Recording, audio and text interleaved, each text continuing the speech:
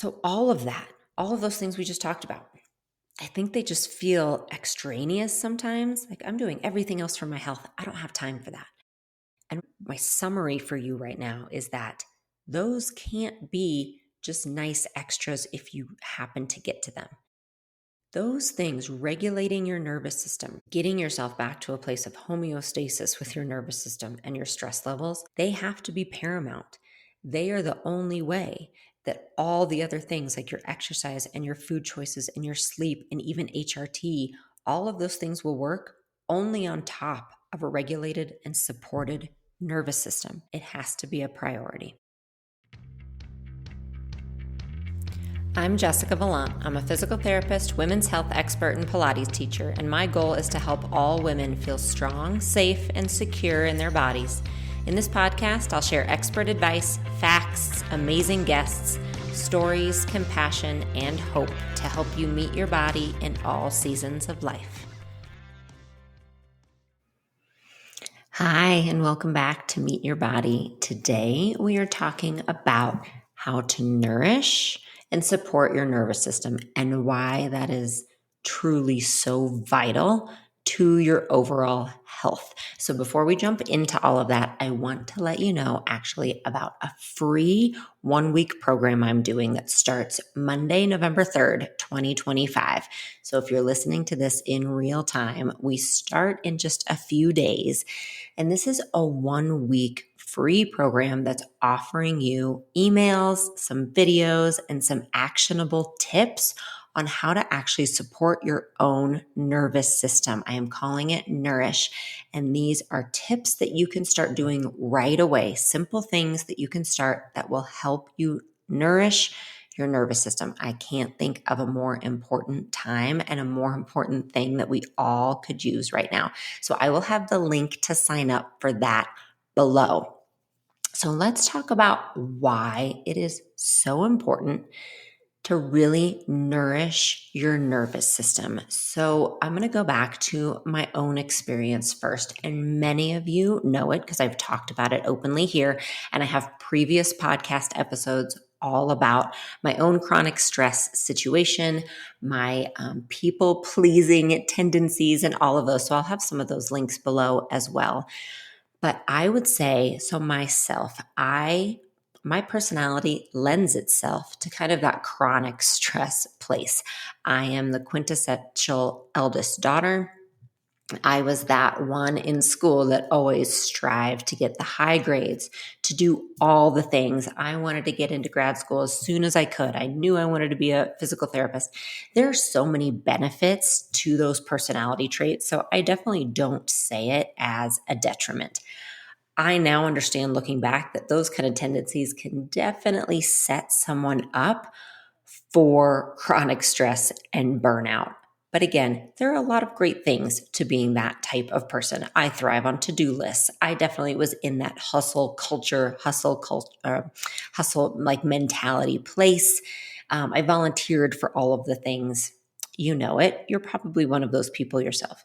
So I had kind of my management techniques to deal with it, which to be honest, weren't very extensive because I felt like I could just handle it. I could just do all the things and get less sleep if I needed to, right? Like I had my way of living that kind of life. And it's the kind of life that's rewarded. And you know that if you are that person. We are the ones who will get maybe the higher grades or get into the colleges or the schools we want to. We're the ones who are asked to be on the committees and asked to volunteer.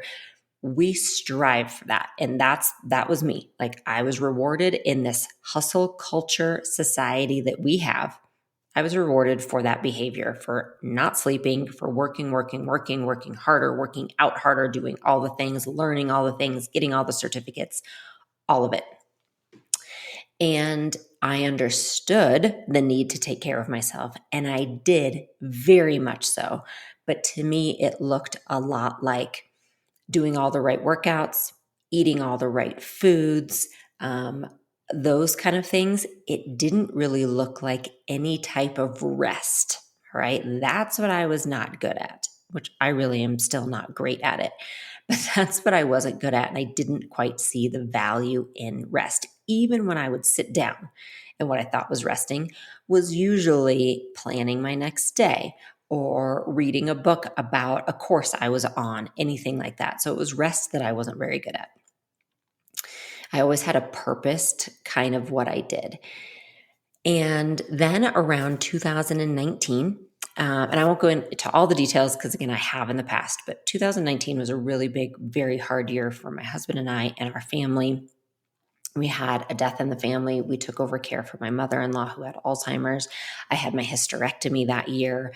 We had started a new retreat business, which was going wonderfully and we loved, but it took a lot of time and a lot of effort and a lot of learning. And all of this happened in a short amount of time. And I realized at the end of that year that I really had gotten to a place of being in chronic fight or flight. And my husband and I looked at each other and kind of laughed one day and said, well, 2020 can't be harder than that. Q 2020, the world shut down. COVID happened. We had two very young kids, one in preschool who suddenly was home, and one in elementary school who we were trying to do, virtual school, all the things. We were worried about our businesses. We were worried about our family.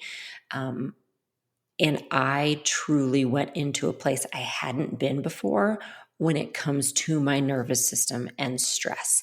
And again, for a while, that was very adequate for what was happening. I mean, all of us, and again, I know you understand, we jumped into a place of survival. I mean, putting out all the fires. What did we have to do to keep our kids safe, to keep them happy at home? What did we have to do to keep our businesses afloat, to keep our family going? Financially, mentally, physically. So we jumped right into that. So it was about a year later, like I would say probably beginning of 2021, when I really noticed that my health had taken a big sharp turn, like starting to lose hair, starting to really not be able to sleep. And it made me a little worried, I will say, of, okay, there's something a little extra going on. But I think the final straw that made me realize I was in a bad place with my nervous system was, I remember very clearly, I was on the exercise bike. Again, right? Checking off what I'm supposed to be doing for my health. I was on the exercise bike and I just thought about needing to check my emails after that. And I got the biggest pain in my stomach, the biggest pit in my stomach, the biggest sense of anxiety just from the thought of checking my emails. And I thought, oh, okay, the email's not going to come out and attack me. I'm not under physical danger. My family's not in physical danger, but I am so scared and heightened of opening this email. My reaction absolutely does not match the stressor. I am absolutely in chronic fight or flight right now. And that was a real turning point for me, realizing that like I said, my health was in a downward spiral because of that. And I knew I needed to pull myself out of it. And I knew it had to be my number one priority. And so it became very purposeful and very intentional in my life on how to make that happen. And it doesn't happen overnight, but it took, 6 months of intentional work. And I feel like I pulled myself out of that. And it really was a wake-up call to me also on how this needs to be a lifelong thing of making sure I'm taking care of my nervous system. And then perimenopause hit right around that time. My anxiety, while not in that chronic fight or flight state anymore, but definitely that low-level anxiety kind of kicked up a little bit. And it became even more important to me to daily think about how to take care of my nervous system. And I started to go through some courses and certificates myself. And I kept hearing the word nourishing your nervous system. And that really resonated with me. And if you have followed me and listened to this podcast or YouTube videos for the last year, you've heard me use that word. And that is even what I'm calling this free program we're doing next week, November 3rd. I'm calling it Nourish because that really helped me kind of visualize and understand what taking care of my nervous system is. It is nourishing. I am looking to nourish my nervous system, my body, my mind, my soul, my spirit. Like, what does that truly look like? And when I look back to my patterns, 10 years ago, 20 years ago, that's the piece that was missing, right? Like, I was checking all the boxes, doing all the things, and I was happy and I was really fine. I was fine until I wasn't. I was fine until those strategies didn't work in a new season of life, of that sudden change in our family, of perimenopause hitting, of COVID happening, all of those things threw that. Like, those strategies I had always used, it threw those kind of out the window. And I realized I need some new strategies now. And it can't just be the checking the boxes. It needs to be truly this idea of nourishing my nervous system in all ways. And so that is kind of what I want to talk to you about and where we're coming from with this. And I'm going to talk to you scientifically about why actually this is so important and what happens in our bodies. But I want you to change that mindset and that, like, frame it a little bit differently for yourself. That idea of not just checking a box, not just adding it to your to-do list, not just, okay, I did my 5 minutes of self-care for the day. I'm on for the day. Like, I'm done, I'm good. That, again, might serve you in short-term times. We play the long game here. We are looking long-term at ways we can create the foundation for physical, mental, spiritual health, all of it. And I am here to tell you that we truly cannot out exercise, out diet, out supplement, out smart, out strategize, out meditate a depleted nervous system. And what I mean by that is you can exercise and do all the things everyone says, even what I say. You can do all the weightlifting, all the walks, all the things.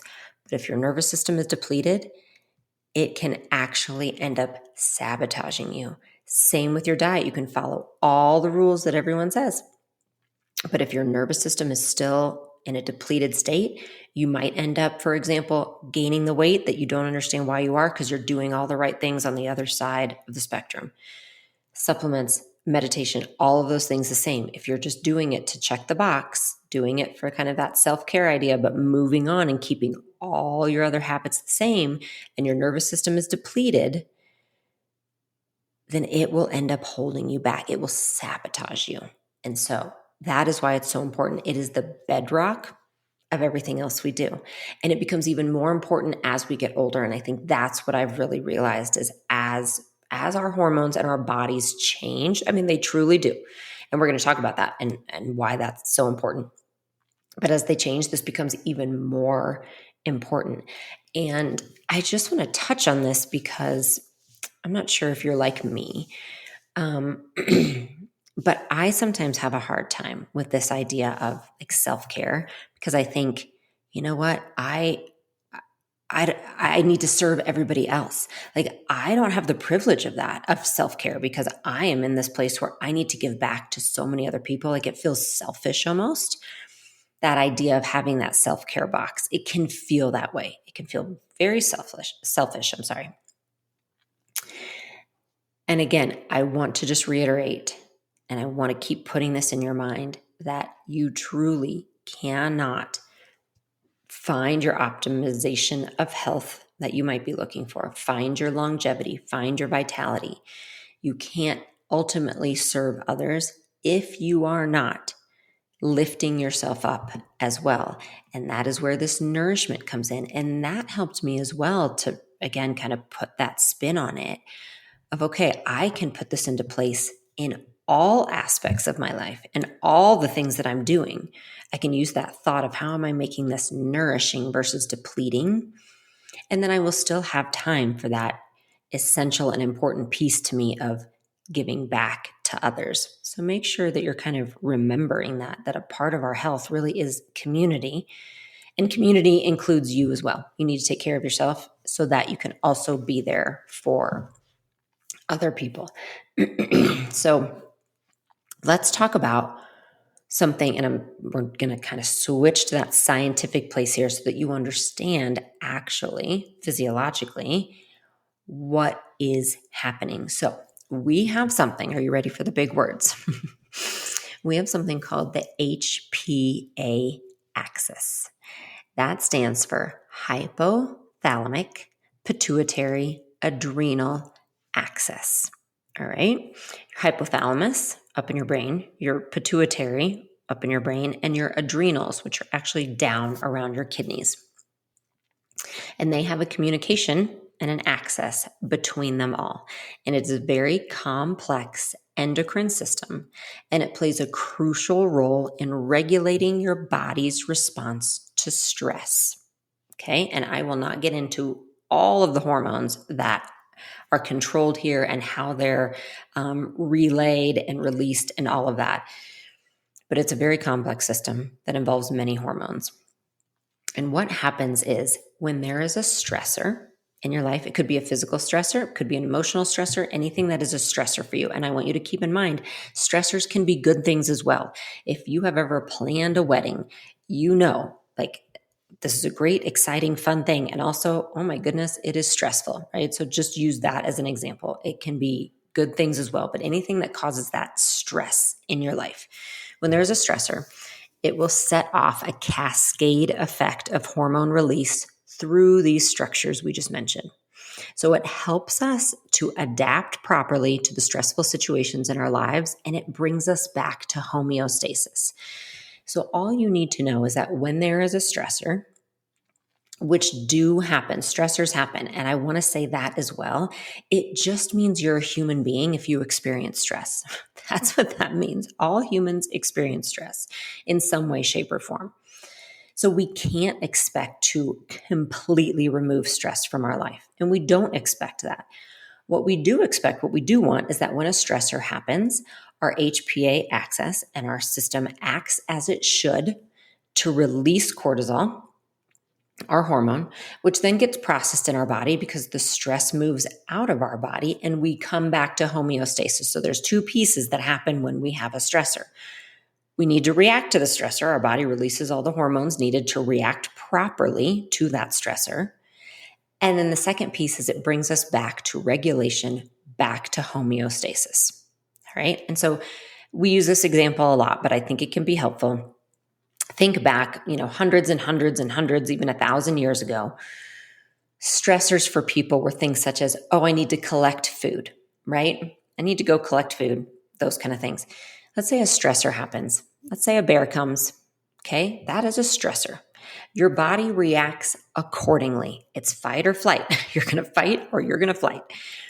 It reacts accordingly to get you out of that stressful situation. It saves your life. It is meant to. Okay, it gets you out of that stressful situation. Then, once you're safe, it brings you back to homeostasis. And that can be the same now. Maybe we don't have a bear, but just imagine something like you are suddenly given a project for work, okay? And you are told this is due in 2 days. And you are meant to do this. Like you are trained to do this. You have been preparing for this. But still, it's going to cause some stress. It is public speaking. You might have a lot riding on it. Okay, so your body reacts accordingly. Some hormones are released. You go into action. You maybe lose a little sleep for the next 2 days. You put your goals into place. You make your PowerPoint. You give that presentation and you kick butt and it's awesome. And your body did exactly what needed to be done for those 2 days for a specific stressor. And then you come back to homeostasis. All right, that's the way we're supposed to work. Now, what tends to happen in our day and age now with 24-hour news cycle, with social media, with us being connected, sometimes in a beautiful way even, to people all around the world, all of those things can cause us to get into a place of heightened stress. And it becomes chronic, meaning we don't get out of it. We don't come back to homeostasis ever. We kind of have this new baseline of reactivity of a very heightened, dysregulated nervous system. So not only is it heightened all the time, but also, like I said about that email, we have this rush of cortisol in situations that we really shouldn't. Okay, so it's dysregulated in all ways. And this can be affected by many different things, But a few things can include any kind of chronic or long-term stress, like I just mentioned, but they can come from many things. If you have trauma in your past that hasn't been dealt with, if you have chronic pain, if you have relationships in your life that continue to be difficult for you, if you have a job you hope to get out of, if you have socioeconomic issues that are a constant stress for you, all of those things can cause that chronic long-term stress to happen. Some diseases are actually associated with it, including hypermobility. There's a really interesting connection between hypermobility and having that more heightened kind of chronic stress or heightened and dysregulated nervous system. And then decreased estrogen. All right. And this is where I'm tapping on kind of that perimenopause and menopausal transition piece. It is very, very normal to have increased anxiety and increased stress during that time of life. And it is because of decreased estrogen. So estrogen really helps to supplement our HPA axis, that whole system. Estrogen helps us come back to that place of homeostasis. So with decreased estrogen, that doesn't happen as much. And all of this to say, and there's so many other places, right? You might be thinking, oh, Jessica, I'm in chronic stress because of this, because of this. Yes, I am validating all of it. I am validating anything in your life that has caused you to be at a place of chronic stress. All right. And then has made you feel like you can't come back to baseline. And then I'm also acknowledging that there are some true physiological reasons that that doesn't happen as well, right? Including, like I said, certain diseases, certain situations, decreased estrogen, all of those kind of things. So that being said, it is not always as simple as removing the stress from your life, right? And if anyone tells you that, I just want to say it's not true. There are some things absolutely that we need to have self-awareness around and we need to work to remove from our lives. This is true. Like, this is absolute truth. We need to take some agency and take some ownership over what we are allowing in our life, like energetically, whether it's people we're allowing into our life, whether it's messages from social media, certain accounts that we follow, whether it's books we read or things we watch on TV, relationships that we have. I mean, there are so many things. For me, it can be just thoughts. I will have ruminating thoughts about a situation that hasn't happened in the future and hasn't happened, but I will sit and have pretend conversations about this pretend situation that may or may not happen in the future, like so that I'm prepared for it. But all I do is put myself into such a stressful place about something that might not ever happen. That is my issue. I'm very forward thinking. So I will have these pretend, like I said, pretend conversations with people that never end up happening. And I've gotten myself stressed out about something that's just not even real.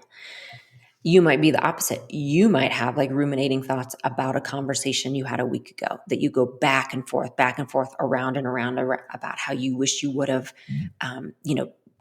expressed yourself differently, had a different retort to that thing they said. We all can get ourselves into these mindset places. And so again, I am saying, because I am absolutely that person too, I have to take ownership over that. Like, that is something I need to work on. It is not helping my stress. It doesn't help my mind frame. It doesn't help my mental health whatsoever. So yes, there are things that we need to be accountable for and have self-awareness around. Also, I absolutely know it's not as easy as saying, just remove that from your life.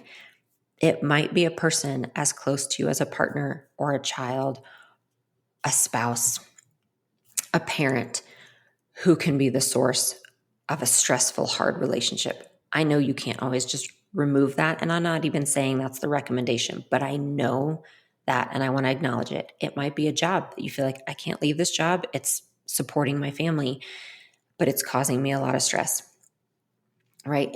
It might just be that stress will come because that's what life is. Stress will come.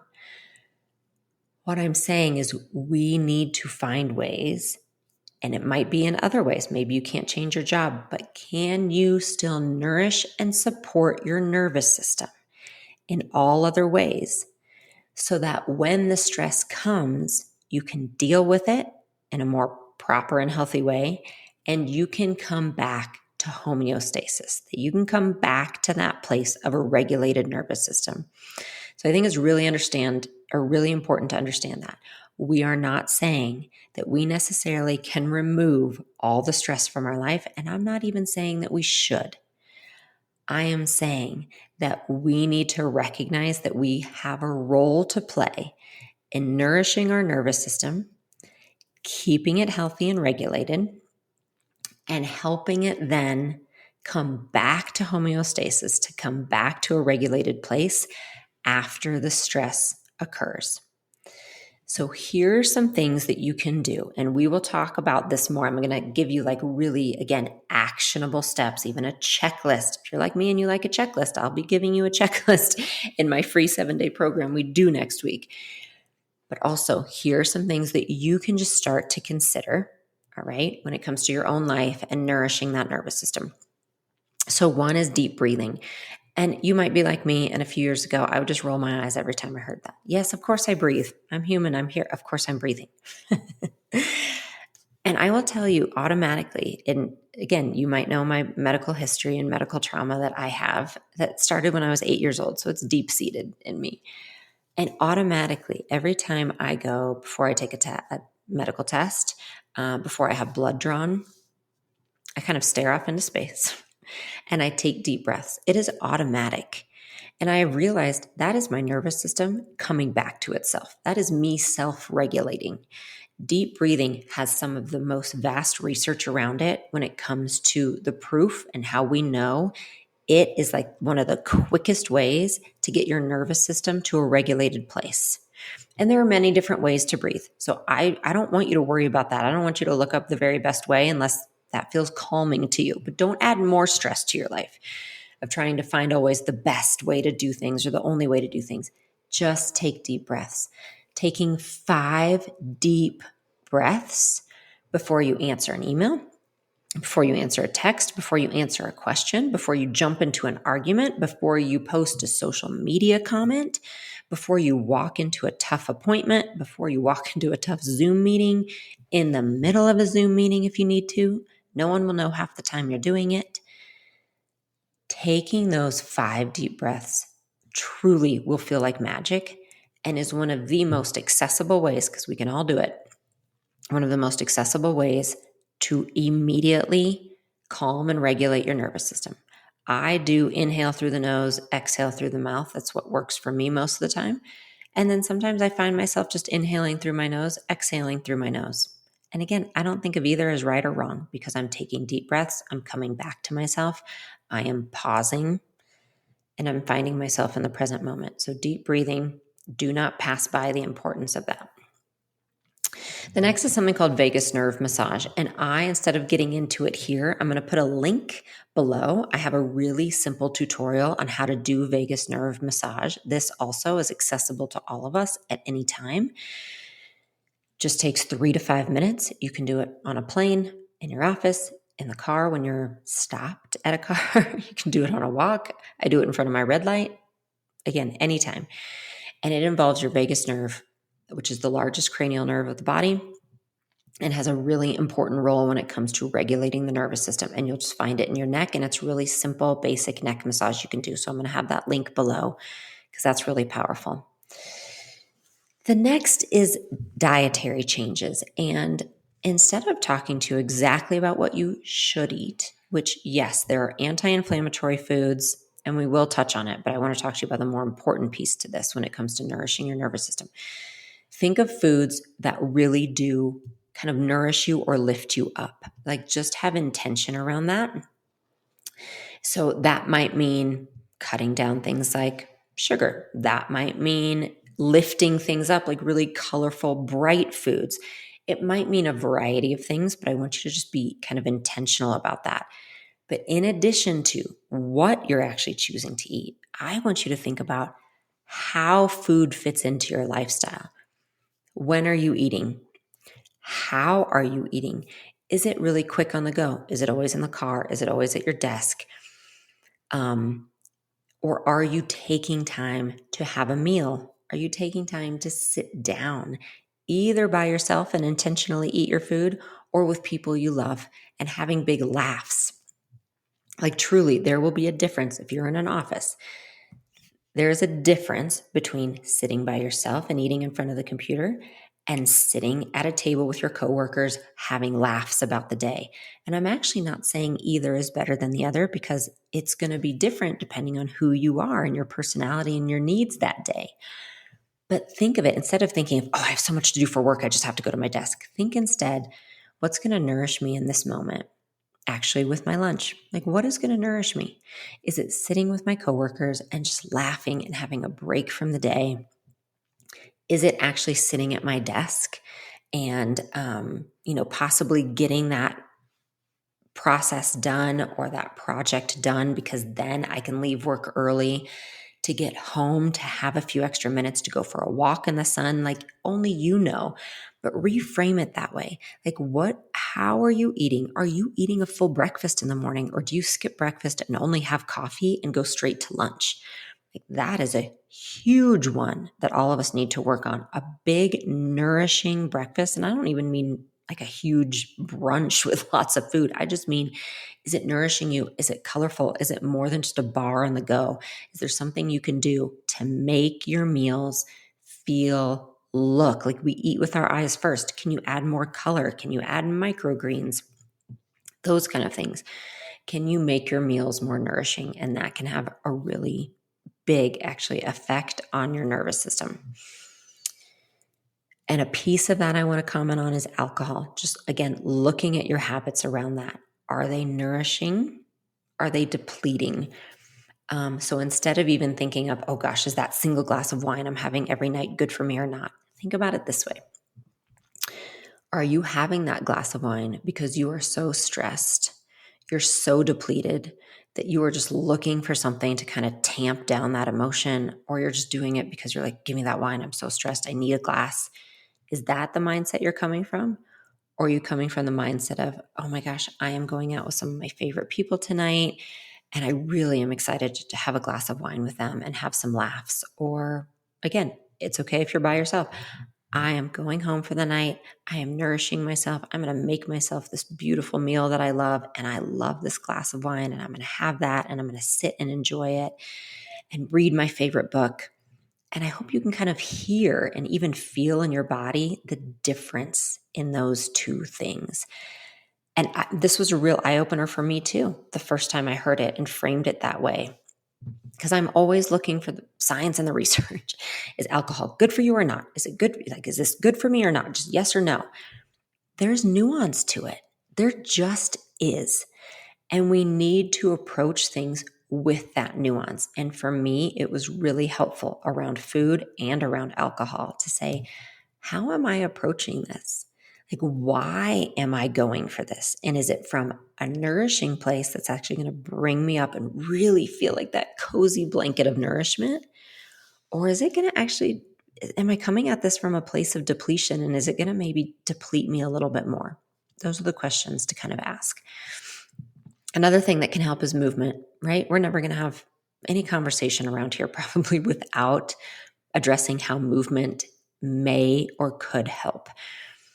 Absolutely, we know movement, exercise helps support our nervous system. That is not a question. We know it. The only thing to ask yourself is, again, it's kind of that place of nourishment. If you have a very heightened nervous system already, okay, if you're in chronic burnout, chronic fight or flight, chronic reactivity, like I was during that time, if you're at that place, then a lot of high cardio, high stress, high jumping kind of high intensity workouts aren't the best place for your nervous system. You might want to look at getting back to long walks, your weightlifting, Pilates, balance, those kind of things so that you can help get your nervous system back to a place of regulation. Then you can add those other workouts back in. So you really need to look at kind of the types of workouts you're doing and where your nervous system already is. And that might be a nice place because you can get to a place where certain workouts can actually continually deplete you. And I know that personally. And it tends to be when we're already in that go, go, go, hustle, burnout place. And we just add more and more workouts in that mindset, right? Those high calorie, high calorie burn, high intensity workouts. We just want more, more, more on an already depleted system. It can actually deplete us a little bit more. So you just need to ask yourself where you're at and use your workouts to lift yourself up. Again, use your workouts to nourish your system. Another one is actually blue light. And we're going to talk about this in our program next week. But blue light can, and by blue light, I mean before bed. I'm sorry, I should reiterate. I mean screens before bed. I'm just going to get real brass tacks here. I mean, are you looking at screens right up until you go to bed? That is what we're talking about. Phones, computers, TVs. And I'm not even going to talk about what you might be looking at, but blue light alone right before bed, in that hour or two before bed, blue light alone, which is looking at your screen, will very much dysregulate your circadian rhythm, which will mess up your sleep, which will mess up your nervous system. So that's just one thing to ask yourself. And then in addition to that is, what are you looking at? For me personally, I have a hard and fast rule, and I put it into place in 2021 when I started working intentionally on my nervous system.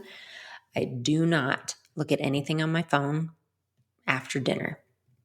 So that's what, 2, 3, sometimes 4 hours before bed. I don't look at news. I don't look at social media. I don't look at my emails.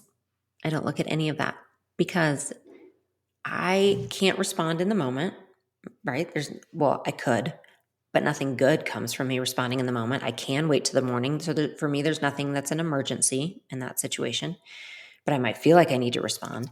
And all it tends to do is heighten my nervous system. So I don't.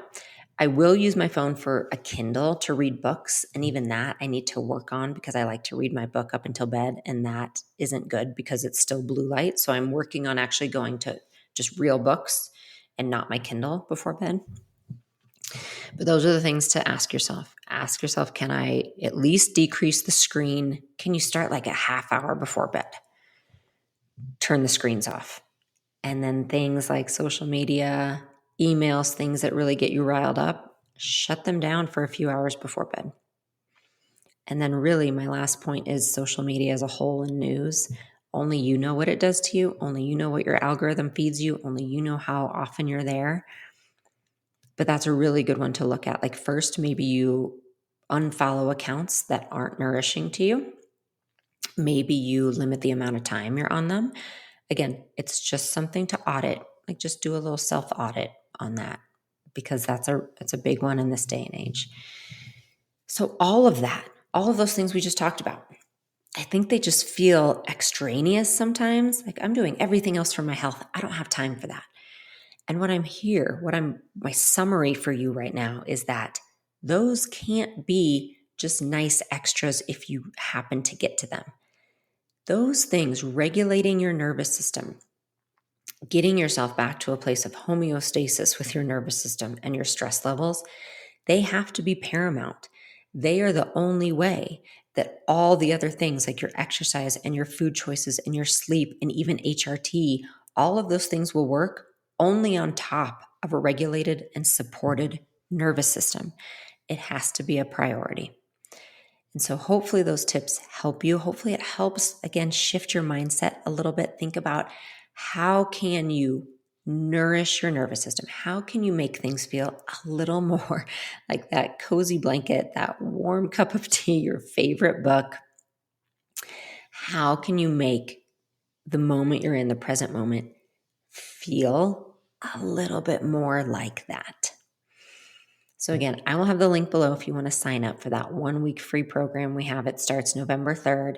If you miss it, no problem. Put these tips into place that we mentioned today, that we discussed, starting now.